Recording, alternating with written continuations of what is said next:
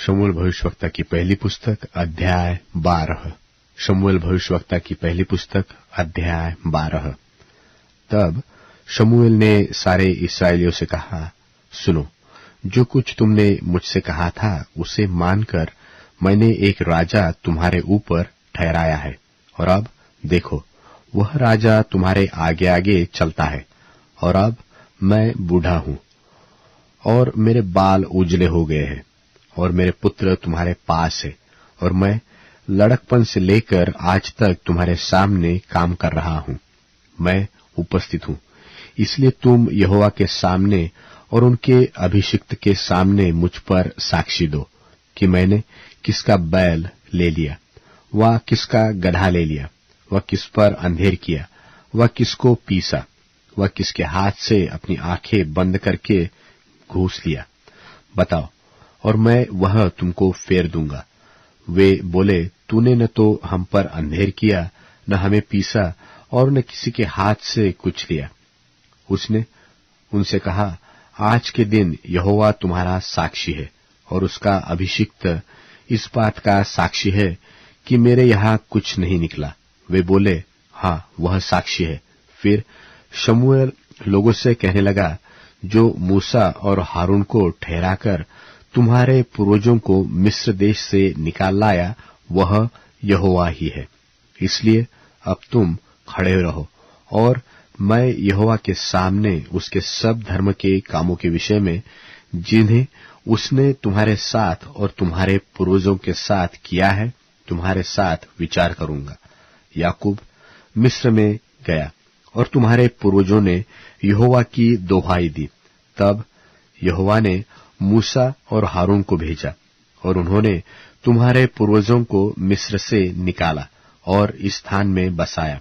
फिर जब वे अपने परमेश्वर यहोवा को भूल गए, तब उसने उन्हें हासोर के सेनापति सिसरा और पलिश्तियों और मोवाब के राजा के अधीन कर दिया, और वे उनसे लड़े। तब उन्होंने यहोवा की दोहाई देकर कहा, हमने यहोवा को त्याग कर और बाल देवताओं और अश्तोरेत देवियों की उपासना करके महापाप किया है। परंतु अब तू हमको हमारे शत्रुओं के हाथ से छुड़ा, तो हम तेरी उपासना करेंगे।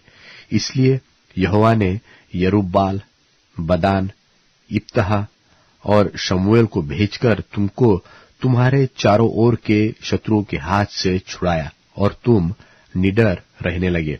और जब तुमने देखा कि अम्मोनियों का राजा नहाश हम पर चढ़ाई करता है, तब यद्यपि तुम्हारा परमेश्वर यहोवा तुम्हारा राजा था, तो भी तुमने मुझसे कहा, नहीं, हम पर एक राजा राज्य करेगा।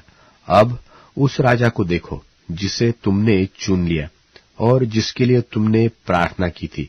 देखो, यहोवा ने एक राजा तुम्हारे ऊपर नियुक्त कर दिया है।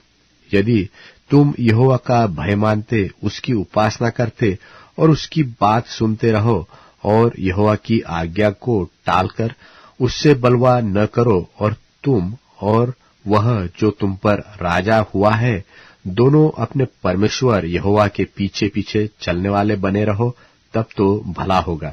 परंतु यदि तुम यहोवा की बात न मानो और यहोवा की आज्ञा को टालकर उससे बलवा करो, तो यहोवा का हाथ जैसे तुम्हारे पुरखाओं के विरुद्ध हुआ, वैसे ही तुम्हारे भी विरुद्ध उठेगा।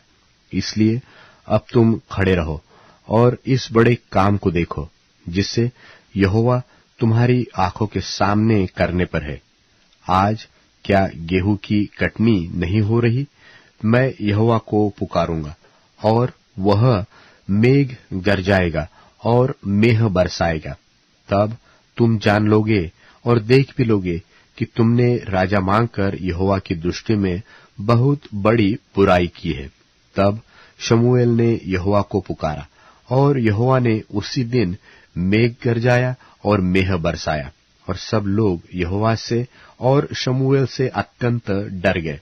और सब लोगों ने शमूएल से कहा, अपने दासों के निमित्त अपने परमेश्वर यहोवा से प्रार्थना कर कि हम मर न जाए, क्योंकि हमने अपने सारे पापों से बढ़कर यह बुराई की है कि राजा मांगा है।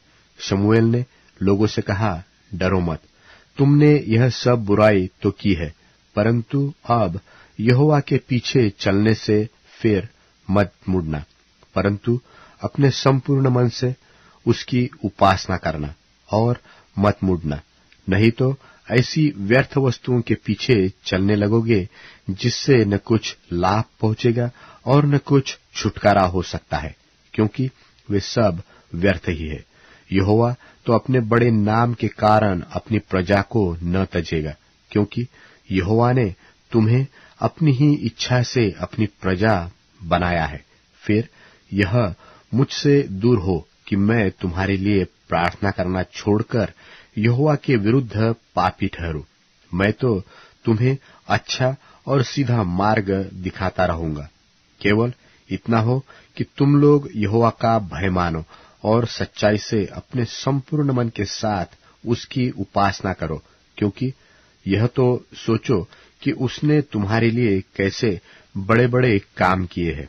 परंतु यदि तुम बुराई करते ही रहोगे तो तुम और तुम्हारा राजा दोनों के दोनों मिट जाओगे।